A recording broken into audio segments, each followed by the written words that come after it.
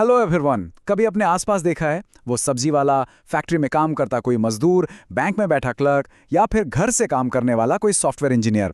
ये सब लोग काम कर रहे हैं। पर सवाल यह है कि आखिर लोग काम करते क्यों हैं? क्या वजह सिर्फ पैसा कमाना है? जी नहीं, बिल्कुल नहीं। इसके पीछे बहुत गहरी वजह हैं जो ना सिर्फ एक इंसान की जिंदगी बल्कि पूरे देश की अर्थव्यवस्था को चलाती हैं।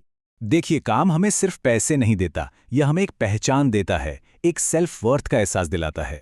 और जब कोई भी इंसान काम करता है तो वो देश की नेशनल इनकम यानी राष्ट्रीय आय में अपना योगदान देता है। इसीलिए ये चैप्टर ना सिर्फ एग्जाम्स के लिए बहुत जरूरी है, बल्कि ये समझने के लिए भी कि हमारा देश भारत असल में चलता कैसे है। तो आज के इस सफर में हम इन सभी टॉपिक्स को एक एक करके बिल्कुल आसान भाषा में समझेंगे। कहानी शुरू करेंगे एक अकेले वर्कर से, फिर देखेंगे कि भारत की पूरी वर्कफोर्स कैसी दिखती है, वो कहाँ कहाँ काम करती है, और आखिर में बात करेंगे जॉबलेस ग्रोथ जैसी देश की कुछ सबसे बड़ी चुनौतियों पर। तो चलिए शुरू करते हैं। तो हमारा सबसे पहला और बेसिक सवाल, आखिर ये वर्कर होता कौन है? जैसा कि हमने शुरू में बात की, काम सिर्फ जिंदा रहने के लिए जरूरी नहीं है, बल्कि ये आत्मसम्मान और देश के विकास के लिए भी है। आइए इसे थोड़ा और गहराई से समझते हैं।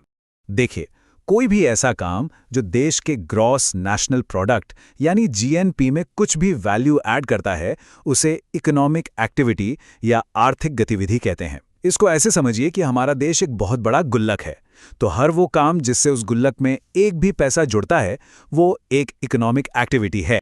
तो फिर वर्कर कौन हुआ? सीधी सी बात है, कोई भी इंसान जो किसी इकोनॉमिक एक्टिविटी में लगा हुआ है, वो एक वर्कर है। अब इसमें सिर्फ नौकरी करने वाले लोग नहीं आते, इसमें वो लोग भी शामिल हैं जो अपना खुद का काम करते हैं, जैसे कोई दुकानदार या कोई किसान। और एक मज़ेदार बात यह है कि अगर कोई बीमारी की वजह से या किसी त्योहार के कारण कुछ दिनों के लिए काम पर नहीं भी जा पा रहा, तो भी उसे वर्कर ही गिना जाएगा। और भारत की वर्कफोर्स कितनी बड़ी है इसका अंदाजा है। साल 2022-23 के आंकड़ों के हिसाब से भारत में लगभग 545 मिलियन यानी करीब 54.5 करोड़ वर्कर्स हैं। एक और जरूरी बात, इसमें से ज्यादातर लोग यानी 2/3 वर्कफोर्स हमारे गांवों में रहती है। और अगर जेंडर के हिसाब से देखें तो हर 100 वर्कर्स में से लगभग 77 पुरुष हैं। अब यहाँ एक बहुत ही जरूरी सवाल उठता है, वो महिलाएं जो घर पे काम करती हैं, खाना बनाना, बच्चों की देखभाल करना, घर की साफ सफाई, उन्हें इस काम के लिए कोई तनख्वाह नहीं मिलती, तो क्या उनके इस काम को इकोनॉमिक एक्टिविटी मानना चाहिए? देखिए, फिलहाल तो इसे नहीं गिना जाता, लेकिन कई बड़े अर्थशास्त्री मानते हैं कि इस काम की भी बहुत बड़ी आर्थिक वैल्यू है और इसे जरूर गिना जाना चाहिए। चलिए अब आगे बढ़ते हैं और देखते हैं कि भारत की कुल जनसंख्या में से कितने प्रतिशत लोग असल में काम कर रहे हैं। इसको नापने के लिए एक बहुत ही इंपॉर्टेंट टूल है जिसे कहते हैं वर्कर पॉपुलेशन रेशियो या WPR। इस टेबल को बहुत ध्यान से देखिए, ये एग्जाम के लिए बहुत ही जरूरी है। भारत का टोटल WPR है 41.1। इसका मतलब हर 100 लोगों में से लगभग 41 लोग काम कर रहे हैं। अब यहाँ एक पैटर्न देखिए, ग्रामीण यानी रूरल एरिया में ये रेशियो 42.3 है, जो शहरी यानी अर्बन एरिया के 37.7 से ज्यादा है। ऐसा क्यों? क्योंकि गांव में अक्सर लोग कम उम्र में काम करना शुरू कर देते हैं, वहीं शहरों में लोग ज्यादा समय तक पढ़ाई करते हैं। अब एक और बड़ी बात देखिए, पुरुषों और महिलाओं के WPR में जमीन आसमान का फर्क है। महिलाओं का WPR सिर्फ 27 है, जबकि पुरुषों का 54.4। शहरी इलाकों में तो ये गैप और भी ज्यादा है। इसके पीछे कई सामाजिक और आर्थिक कारण हैं। अच्छा, अब जब हम ये समझ गए कि वर्कर कौन है, तो अगला सवाल ये है कि काम कितने तरह का होता है। NCERT के एक बढ़िया उदाहरण से समझते हैं। सोचिए, एक सीमेंट की दुकान का मालिक है, एक दिहाड़ी पर काम करने वाला मजदूर है और एक बड़ी कंपनी में काम करने वाला सिविल इंजीनियर है। हैं तो तीनों ही वर्कर, पर तीनों का स्टेटस बिल्कुल अलग है। तो भारत की वर्कफोर्स को हम 3 मेन कैटेगरीज में बांट सकते हैं। पहली, सेल्फ एम्प्लॉयड यानी स्वरोजगार वाले लोग। ये वो हैं जो अपना खुद का काम या बिजनेस करते हैं, जैसे वो सीमेंट की दुकान का मालिक। ये सबसे बड़ा ग्रुप है, याद रखना, लगभग 57%। दूसरी कैटेगरी है कैजुअल वेज लेबरर्स यानी दिहाड़ी मजदूर, जैसे वो कंस्ट्रक्शन वर्कर जिन्हें रोज काम के बदले मजदूरी मिलती है। ये लगभग 22% है। और तीसरी कैटेगरी है रेगुलर सैलरीड एम्प्लॉयज, जैसे वो सिविल इंजीनियर जिन्हें हर महीने एक फिक्स्ड तनख्वाह मिलती है। ये करीब 21% है। ठीक है, तो अब हमें ये पता है कि लोग किस किस तरह का काम करते हैं। अब ये देखते हैं कि ये सब लोग काम कहाँ करते हैं। हमारी पूरी अर्थव्यवस्था को 3 मुख्य सेक्टर्स में बांटा जाता है, प्राइमरी, सेकेंडरी और टर्शरी। इससे हमें देश के रोजगार के ढांचे की पूरी तस्वीर साफ हो जाती है। तो ये लोग काम कहाँ करते हैं? जैसा कि इस टेबल में साफ दिख रहा है, 2022-23 में भी भारत की लगभग आधी वर्कफोर्स यानी 46.1% आज भी प्राइमरी सेक्टर में लगी है, मतलब खेतीबाड़ी, मछली पालन या माइनिंग जैसे कामों में। ये आज भी हमारे देश में रोजगार का सबसे बड़ा सोर्स है। इसके बाद आता है सेकेंडरी सेक्टर यानी मैन्युफैक्चरिंग और कंस्ट्रक्शन, जिसमें लगभग 24.9% लोग हैं।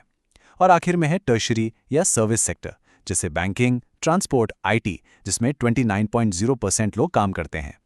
यहाँ एक बात पे जरूर ध्यान देना, प्राइमरी सेक्टर में महिला वर्कर्स की भागीदारी बहुत ज्यादा होती है। तो चलिए अब इस चैप्टर के सबसे जरूरी हिस्से पर आते हैं। ये 2 कॉन्सेप्ट्स एग्जाम में आने के सबसे ज्यादा चांस होते हैं, जॉबलेस ग्रोथ और कैजुअलाइजेशन ऑफ वर्कफोर्स। इस टाइमलाइन को देखिए, ये भारत की अर्थव्यवस्था की कहानी बताती है। 1990 से पहले जीडीपी और रोजगार दोनों की ग्रोथ लगभग साथ-साथ हो रही थी। लेकिन 1990 के बाद देखिए क्या हुआ। जीडीपी की ग्रोथ का तीर तो रॉकेट की तरह ऊपर गया, पर रोजगार वाला तीर लगभग सीधा हो गया। इसी बढ़ते हुए फासले को, इसी खाई को अर्थशास्त्री जॉबलेस ग्रोथ कहते हैं। मतलब देश की तिजोरी तो भर रही है, पर उस रफ्तार से नई नौकरियां पैदा नहीं हो रहीं। दूसरा बड़ा ट्रेंड है कैजुअलाइजेशन। इसका सीधा सा मतलब है कि लोग सेल्फ एम्प्लॉयमेंट और रेगुलर सैलरी वाली पक्की नौकरियों को छोड़कर दिहाड़ी मजदूरी की तरफ बढ़ रहे हैं। यानी अब वो रोज काम ढूंढते हैं और रोज कमाते हैं। ऐसा काम सुरक्षित नहीं होता, जिससे वर्कर्स की मुश्किलें और ज्यादा बढ़ जाती हैं। वो और वल्नरेबल हो जाते हैं। अब हम अपने आखिरी बड़े कॉन्सेप्ट पर आते हैं, जो है फॉर्मल और इनफॉर्मल सेक्टर के बीच का बड़ा अंतर। इसे ऑर्गेनाइज्ड और अनऑर्गेनाइज्ड सेक्टर भी कहा जाता है। तो दोनों में सीधा सीधा फर्क समझिए। फॉर्मल सेक्टर में वो सभी सरकारी विभाग और प्राइवेट कंपनियां आती हैं जहां 10 या उससे ज्यादा लोग काम करते हैं। यहां वर्कर्स को पक्की तनख्वाह मिलती है, पीएफ जैसे सोशल सिक्योरिटी बेनिफिट्स मिलते हैं और लेबर कानूनों का प्रोटेक्शन मिलता है।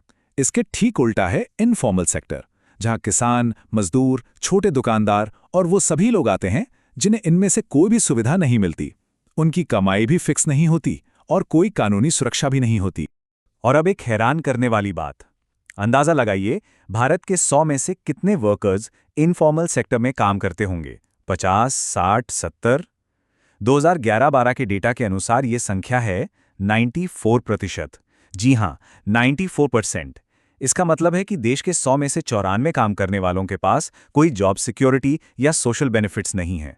इसी ट्रेंड को इनफॉर्मलाइजेशन कहते हैं। चलिए अब फटाफट एक रैपिड फायर रिवीजन करते हैं उन 5 सबसे जरूरी कॉन्सेप्ट्स का जो इस चैप्टर की जान है और एग्जाम में जरूर पूछे जाते हैं। इकोनॉमिक एक्टिविटी क्या है, WPR का फॉर्मूला, जॉबलेस ग्रोथ का मतलब, कैजुअलाइजेशन और इनफॉर्मलाइजेशन की परिभाषा। इन 5 की डेफिनेशन तो बिल्कुल रटी होनी चाहिए। अब जरा दिमाग लगाइए और इन सवालों के जवाब सोचिए। पहला, ग्रामीण क्षेत्रों में वर्कर पॉपुलेशन रेशियो शहरी क्षेत्रों से ज्यादा क्यों है? दूसरा, अगर महिलाओं के अनपेड हाउसहोल्ड वर्क को जीएनपी में शामिल कर लिया जाए तो देश के जीएनपी पर क्या असर होगा? और तीसरा, कैजुअलाइजेशन एक वर्कर के जीवन को ज्यादा असुरक्षित कैसे बना देता है? एग्जाम में इस चैप्टर से कुछ इस तरह के सवाल आ सकते हैं। 1 नंबर के लिए वर्कर की परिभाषा पूछी जा सकती है, 3 नंबर में फॉर्मल और इनफॉर्मल सेक्टर में अंतर बताने को आ सकता है, और 5 नंबर में 1970 के दशक से भारत में रोजगार के बदलते ढांचे का विश्लेषण करने जैसा बड़ा सवाल आ सकता है। कुछ आम गलतियों से बचना बहुत जरूरी है। पहली, हर वर्कर एक एम्प्लॉय नहीं होता। जो अपना काम करता है वो वर्कर तो है पर एम्प्लॉय नहीं। दूसरी, हर रेगुलर सैलरी वाली नौकरी फॉर्मल सेक्टर में हो ये जरूरी नहीं, ये कंपनी के साइज पर निर्भर करता है। और तीसरी, घर पर खाना बनाना नॉन इकोनॉमिक एक्टिविटी है, जबकि रेस्टोरेंट में खाना बनाना एक इकोनॉमिक एक्टिविटी है। इन छोटे छोटे फर्क को ध्यान में रखना, क्योंकि यहीं पर मार्क्स कटते हैं। और आखिर में एक जरूरी टिप, इस चैप्टर में सिर्फ डेटा या नंबर्स रटने के बजाय ट्रेंड्स को समझने की कोशिश करना। कैसे वर्कफोर्स एग्रीकल्चर से सर्विस सेक्टर की तरफ जा रही है, कैसे कैजुअलाइजेशन और इनफॉर्मलाइजेशन बढ़ रहा है। याद रखिए, इकोनॉमिक्स सिर्फ आंकड़ों का खेल नहीं, बल्कि लोगों की कहानियों को समझने का एक नजरिया है। इन ट्रेंड्स को समझ लिया तो किसी भी सवाल का जवाब देना आसान हो जाएगा। मेहनत करते रहिए, सफलता जरूर मिलेगी।